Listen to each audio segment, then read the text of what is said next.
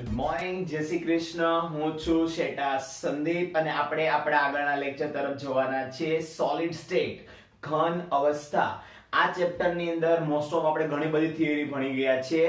Last ટોપિકમાં જે આપણે packing ક્ષમતા ભણ્યા હતા એ પેકિંગ ક્ષમતાને આપણે આગળ ધરાવશું. મતલબ કે જે બીસીસી, એફસીસી કે બધી રચનાઓમાં જે પેકિંગ ક્ષમતા હતી એ આપણે જોઈ ગયા. હવે થોડાક એક્ઝામ્પલ આવે છે. હવે એક્ઝામ્પલ ને કઈ રીતે ગણવાના, થિયરી આગળ કેમ ભણવાની છે એની ટૂંકમાં માહિતી આપી દઉં. મિત્રો, હવે જે બાકીનો જે પોર્શન છે એ આપણી એનસીઈઆરટી ની બુક પ્રમાણે ચાલશું. હા, આપણે આગળનો જે ટોપિક જોયો પેકિંગ ક્ષમતા એ 1.7 હતો. બુકની અંદર તમે જે એનસીઈઆરટી ની બુક તમારી પાસે ના હોય તો તમે મારી પાસેથી એનસીઈઆરટી ની બુક WhatsApp પર મંગાવી શકો છો. એનસીઈઆરટી ની જે બુક છે એમાં 1.7 લાસ્ટ ટોપિક આપણો હતો પેકિંગ ક્ષમતા. આજનો લેક્ચરમાં આપણે જોવાના છે 1.8. 1.8 શું છે? તો કે 1.8 બુકમાં તમે જોશો અને એ પ્રમાણે તમારે તૈયાર કરવાનો છે, કારણ કે એના આધારે તમે જી, નીટ અને એનસીઈઆરટી ના એક્ઝામ્પલ કાઉન્ટ કરી શકો છો, કેલ્ક્યુલેટ કરી શકો છો. રાઈટ? સૌપ્રથમ એનસીઈઆરટી ની અંદર 1.8 કયો ટોપિક છે? મિત્રો, તમે એકમ કોષ ભણી ગયા ને? એ એકમ કોષમાં જે ધારની લંબાઈ હોય એને કહેતા હતા એ. હવે એકમ કોષની અંદર જે નાના નાના પરિમાણો છે એ પરિમાણો વિશે આપણે ભણવાનું છે અને એને કઈ રીતે એક્ઝામ્પલમાં ગણવાના હોય છે એ માટે તમારા પોઈન્ટ સમજવો જરૂરી છે. ઇવન સ્વાધ્યાયની અંદર તમને આ જે થિયરી હું ભણાવવાનો છું ત્યારે એ પ્રશ્ન સ્વરૂપે આપેલી છે કે કઈ રીતે એકમ કોષની ઘનતા ગણી શકાય, કઈ રીતે એકમ કોષમાં રહેલા પરમાણુનો અણુભાર શોધી શકાય, એમાં રહેલા પરમાણુની સંખ્યા કઈ રીતે ગણી શકાય, આવો એક પ્રશ્ન આપેલો છે. તો આપણે બે કામ થઈ જાય, સ્વાધ્યાયનો પ્રશ્ન પણ સોલ્વ થઈ જાય અને એનસીઈઆરટી ના દાખલા ગણવા માટેની થિયરી પણ અહીંયા ચાલી જાય, એ જોઈશું. રાઈટ? તો સૌપ્રથમ અંદર શું હોય છે કે ભાઈ કોઈ પણ એકમ કોષ લ્યો, એ એકમ કોષને ધારની લંબાઈ એકમ કોષમાં, રાઈટ, કોઈ પણ એકમ કોષમાં જો તો એકમ કોષમાં ધારની લંબાઈ હોય છે a. આપણે જોયું ને? તો ધારની લંબાઈ a. જો ખ્યાલ ન હોતો હોય તો તમે સમજાઈ દો સાઈડમાં કે કોઈ પણ પ્રકારનો એક એકમ કોષ બનાવીએ તો એકમ કોષની અંદર આ જે લેન્થ છે, રાઈટ, આ લેન્થ ને આપણે શું કહીએ છીએ? ધારની લંબાઈ a. તો આ આખો એકમ કોષ બન્યો, એ આખા એકમ કોષનું કદ કેટલું થાય? રાઈટ? તો એકમ કોષનું કદ કેટલું થાય? લંબાઈ ગુણ્યા પહોળાઈ ગુણ્યા ઊંચાઈ, એટલે આ થઈ ગયો a નો ક્યુબ. રાઈટ મિત્રો?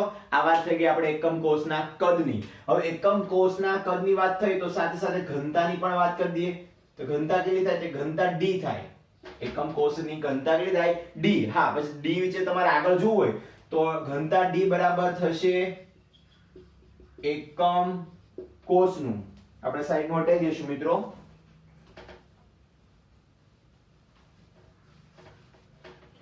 એકમ કોષનું કદ છેદમાં એકમ કોષનું દળ છેદમાં એકમ કોષનું કદ. એકમ કદમાં દળ. રાઈટ? ઘનતાની વ્યાખ્યા શું થાય? દળ ભાગ્યા કદ. તો તમે કોની ઘનતા શોધી રહ્યા છો? તો એકમ કોષની ઘનતા શોધી રહ્યા છો. મિત્રો, એક બાબત નોંધ કરી લેજો કે તમે એકમ કોષની ઘનતા શોધો કે પછી સ્ફટિકમય ઘન પદાર્થની ઘનતા શોધો, બે એક જ થાય. કોઈ પણ સ્ફટિકમય ઘન પદાર્થનું નામ લઈને તમને કે તો એની ઘનતા પણ અને એમાં રહેલા એકમ કોષની ઘનતા પણ બંને કેવી થાય? સમાન. કારણ કે સ્ફટિકમય ઘન પદાર્થમાં રહેલો નાનામાં નાનો કણ એકમ કોષ જ હોય છે ને? તો આમ એકમ કોષની ઘનતા કયો કે સ્ફટિકમય ઘન પદાર્થની ઘનતા કયો એ d થાય છે. એટલે આવા જ્યારે ઘન પદાર્થ હોય ને એની પર એક્સ-રે પાડે, એક્સ-રે. હવે એક્સ-રે ના કિરણો એની પર પડે એટલે એમાંથી તમને કેટલી માહિતી મળે? એક તો ધારની લંબાઈ a છે એવું જાણવા મળે, એનું કદ કેટલું બન્યું મિત્રો? a cube. અને એ ઘનતા કેટલી બનાવે? d બરાબર એકમ કોષનું દળ છેદમાં એકમ કોષનું કદ. મિત્રો, કદ તો આપણી પાસે આવી ગયું a ક્યુબ, દળ નથી આવ્યું. તો એકમ કોષનું દળ કેવી રીતના થાય? તો કે એકમ કોષનું દળ બરાબર આખે આખા એકમ કોષનું દળ ગણો છો ને? તો પહેલા એ જુઓ કે એકમ કોષ કયા પ્રકારનો છે? સાદો એકમ કોષ છે, અંતઃકેન્દ્રિત એકમ કોષ છે કે ફલક કેન્દ્રિત એકમ કોષ છે?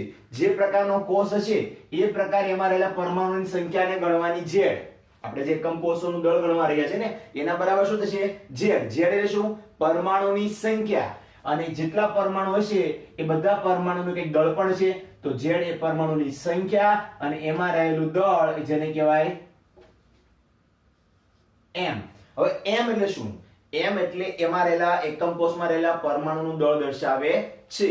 તો આ વેલ્યુને આપણે અહીંયા પુટ કરીએ તો શું મળે છે ભાઈ? એકમ કોષનું દળ કેટલું મળ્યું? એક પરમાણુની સંખ્યા z ગુણ્યા એમાં રહેલા બધા પરમાણુના દળ છેદમાં એકમ કોષનું કુલ કદ જેને આપણે કહીએ aq. બીજી એક બાબત નોંધ કરજો, m એટલે શું કીધું? એકમ કોષના પરમાણુનું દળ. તો ઈ કઈ રીતે થાય? એમાં રહેલા પરમાણુનું દળ એ જે કઈ પરમાણુ છે ને એના અણુભાર છેદમાં એવોગાડ્રો નંબર Na એટલે કુલ પરમાણુની સંખ્યાના આધારે મળતું હોય છે.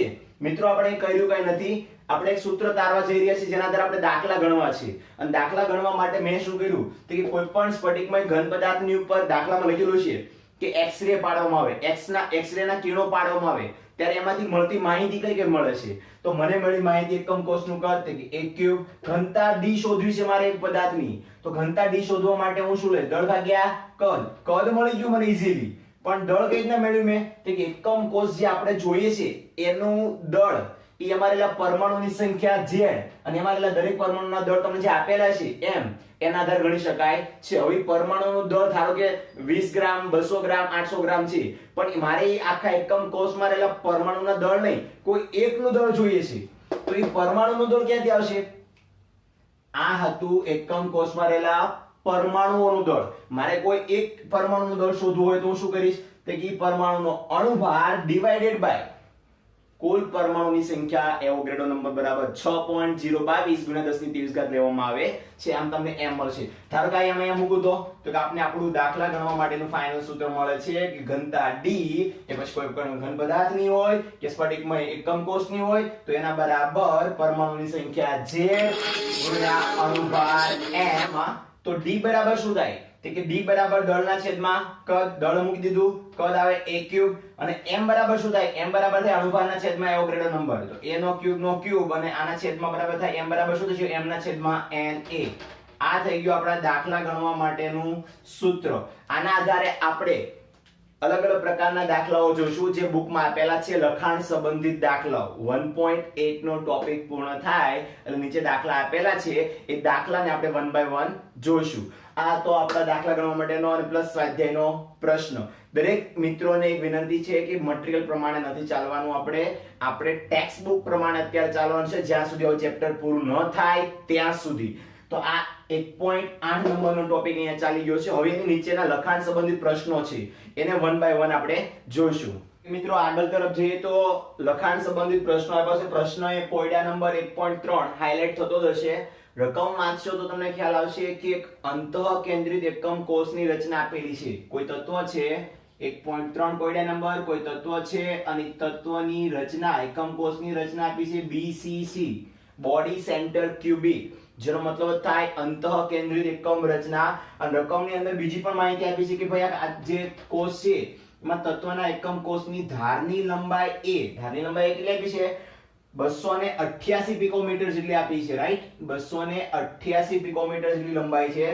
અને તત્વની ઘનતા પણ આપી છે, ઘનતા d કેટલી આપી છે મિત્રો? જો તો 7.2 ગ્રામ પ્રતિ સેન્ટીમીટર ક્યુબ જેટલી આપેલી છે. અને સાથે સાથે એવું કીધું છે કે તત્વ કે જે 208 ગ્રામ, તત્વ જે આપેલો છે એનું વજન છે 208 ગ્રામ અને એ 208 ગ્રામમાં કુલ પરમાણુની સંખ્યા કેટલી છે?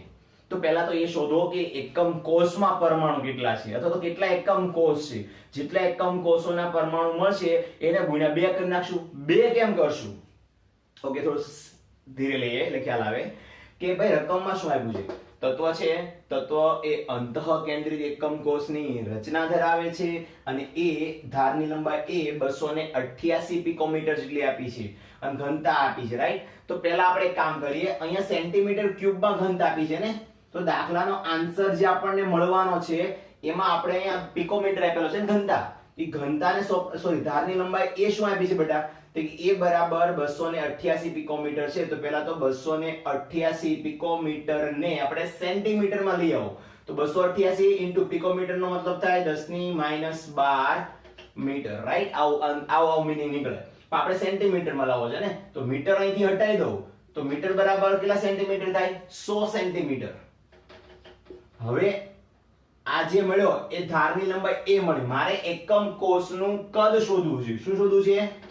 એકમ કોષનું કદ. ભાઈ કદ શા માટે શોધી રહ્યો છું? કે જો એકમ કોષનું કદ મારી પાસે હશે તો એ કદ અને 208 ગ્રામ વાળું જે તત્વ છે એનું કદ બેનો હું રેશિયો લઈ લઈશ ને તો મને એકમ કોષોની સંખ્યા મળી જશે અને પછી એને ગુણ્યા 2 કરીશ તો મને કુલ પરમાણુની સંખ્યા મળશે. આગળનું જે સૂત્ર ગયું એના બધાનો ઉપયોગ આપણે અહીં કરી રહ્યા છીએ. તો સૌપ્રથમ એકમ કોષનું કદ એટલે શું થાય? એનો ક્યુબ.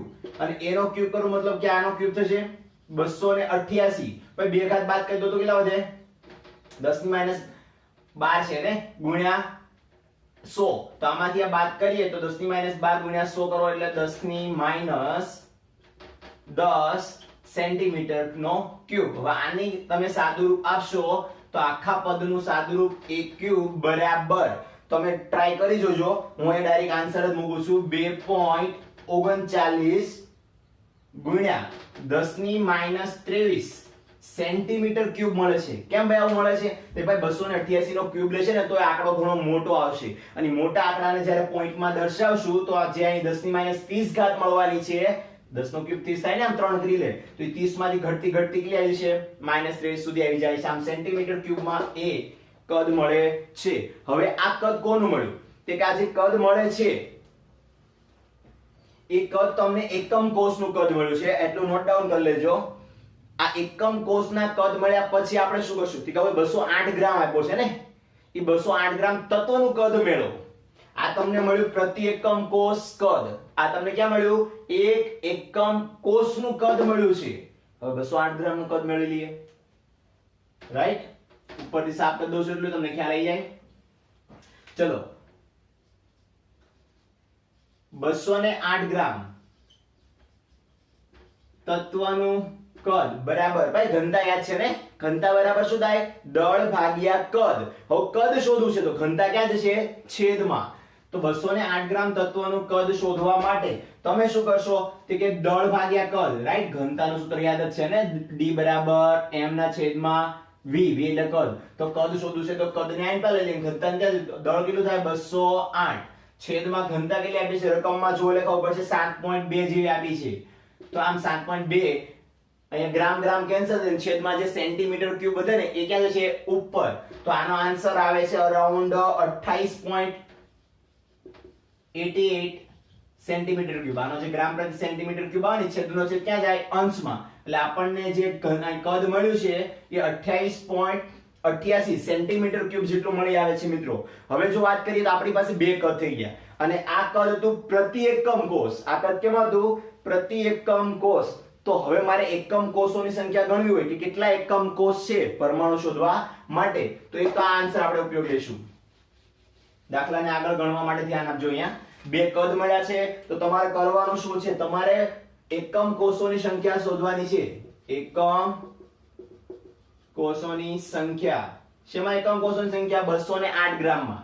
તો કુલ કદ કેટલું હતું? કુલ કદ આપણને આગળ મળી જ ગયેલું છે 2.39 રાઈટ? 2.39 ગુણ્યા 10 ની માઈનસ 23 સેન્ટીમીટર ક્યુબ. આ કુલ કદ હતું. જ્યારે પણ કોઈ વસ્તુને શોધ્યું હોય તેના કુલ કદમાંથી મળે છે આપણને. અને આ હતું એક 208 ગ્રામ તત્વનું કદ.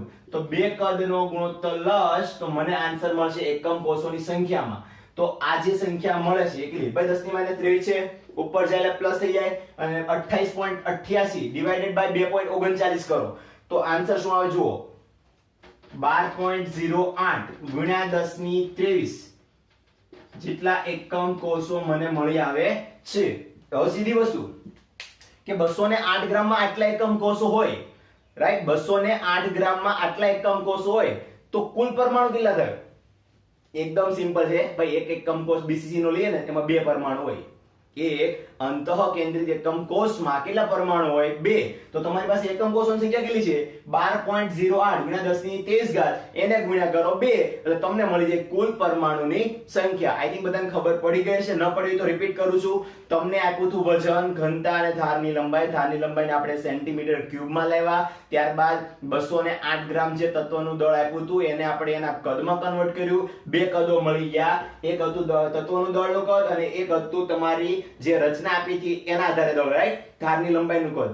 તો આમ બે કદોનો ગુણોત્તરથી આપણને મળ્યા એકમ કોષોની સંખ્યા કે કુલ કેટલા એકમ કોષો આવા છે એટલે 12.08 ગુણ્યા 1023 જેટલા એકમ કોષો છે અને મિત્રો BCC અંતઃકેન્દ્રિત એકમ કોષની અંદર બે પરમાણુ હોય છે તો એકમાં બે હોય તો આટલામાં કેટલા થાય તો કુલ પરમાણુની સંખ્યા જે આપણને શોધવાની કીધી હતી એ કુલ પરમાણુ બરાબર થાય બે એક એકમ કોષમાં હોય બે પરમાણુ ક્યાં આવે એક એકમ કોષમાં તો આટલામાં કેટલા તો 12.08 ગુણ્યા 1023 જેટલા પરમાણુની સંખ્યા થાય છે આન્સર તમે ગણશો એટલે ખ્યાલ આવશે 2 ગુણ્યા 12 એટલે 24 અને 0 8 એના થાય 16 24.16 ગુણ્યા 1023 જેટલા પરમાણુઓ આપણને અહીંયા મળી આવે છે આ તો એક્ઝામ્પલ નંબર કોયડા નંબર કેટલો આપ્યો તો આપણો આગળનો 1.3 ત્યારબાદ આપણે આગળના પ્રશ્નમાં જઈએ તો આગળનો પ્રશ્ન છે કોયડા નંબર 1.4 નોંધ કરી લેજો તમે વિડિયોને સ્ટોપ કરીને રાઈટ લખવું હોય તો તમે વિડિયોને સ્ટોપ કરી આ વસ્તુ લખી શકો છો ત્યારબાદ એક્ઝામ્પલ નંબર કોયડા નંબર 1.4 ભાઈ 1.4 શું કહે છે 1.4 એવું કહે છે કે તમારી પાસે એક એક્સ-રે કિરણ વિવર્તન પદ્ધતિ છે ભાઈ એક્સ-રે મશીન છે અને ઈ એક્સ-રે મશીન ઉપર રકમમાં લખ્યું છે કે જ્યારે સ્ફટિકમય ઘન પદાર્થ પર પાડવામાં આવે છે ત્યારે ઈ કોપર ધાતુની રચના કેવી જોવા મળે ભાઈ કોપર ધાતુની રચના જે કઈ આપી છે FCC આપી છે મિત્રો અને ઈ FCC નું સ્ફટિકીકરણ પામેલું છે એવું કહે છે ત્યારે કોષની ધાર એટલે શું થાય બેટા A કેટલી આપી છે 3.608 ગુણ્યા 10⁻8 સેન્ટીમીટર જેટલી આઈ થિંક આપેલી છે આ આપેલી છે તમને ધારની લંબાઈ એ પણ સેન્ટીમીટરમાં અને પછી એને બીજો પ્રયોગ કર્યો તો બીજા પ્રયોગની અંદર એને ઘનતા જોવા મળી છે ઘનતા D બરાબર 8.92 આઈ થિંક બધાની પાસે ટેક્સ્ટ બુક હશે જ જેના આધારે તમે સરળતાથી કહી શકો છો કે કોનું કેટલું પ્રમાણ આપેલું છે તો 8.92 ગ્રામ સેન્ટીમીટર ક્યુબ જેટલી ઘનતા એની આપેલી છે રચનામાં શું આપ્યું છે જો મિત્રો તમને એવું કીધું છે પરમાણ્વીય દળ ગણો શું ગણો પરમાણ્વીય દળ તો પરમાણ્વીય દળ એટલે શું તે કે પરમાણ્વીય દળ એટલે જે આપણે કેપિટલ M લેતા હતા સૂત્રમાં યાદ આવતું હોય તો સૂત્ર યાદ ન આવતું તો લખું છું D બરાબર Z * M આ શોધવાનો છે આપણે A³ NA આપણી પાસે શું આપેલું છે આપણે પહેલા એની ઉપર ફોકસ કરીએ પહેલા કરતા કોને કરવાનો M ને કરતા કરું તો ઘનતા D નો ક્યુબ એને એટલે શું થાય 6.022 ગુણ્યા 10⁻23 છેદમાં કોણ આવશે Z રાઈટ આ પ્રમાણે સોલ્યુશન આપણને અહીં મળી આવે છે તો હવે જોઈએ ભાઈ D ઘનતા આપી કેટલી 8.92 A નો ક્યુબ આપેલો જ છે અને ઓલરેડી સેન્ટીમીટર માં છે તો 3.608 10⁻8 નો શું કરશું બેટા ક્યુબ 6.022 ગુણ્યા 10⁻23 છેદમાં Z કેટલા લેશું મિત્રો રચના કઈ છે FCC અને FCC માં પરમાણુ સંખ્યા કેટલી હોય 4 ફલક કેન્દ્રિતમાં પરમાણુ સંખ્યા કેટલી હોય 4 જે આપણે આગળ ભણી ગયા તો છેદમાં 4 મૂકો અને હવે આનું સાદુરૂપ આપવાનો પ્રયત્ન કરો એટલે તમને આગળ જવાબ મળશે પહેલા નોટ ડાઉન કરી લેજો કે કઈ કઈ રીતે સ્ટેપ લીધા આપણે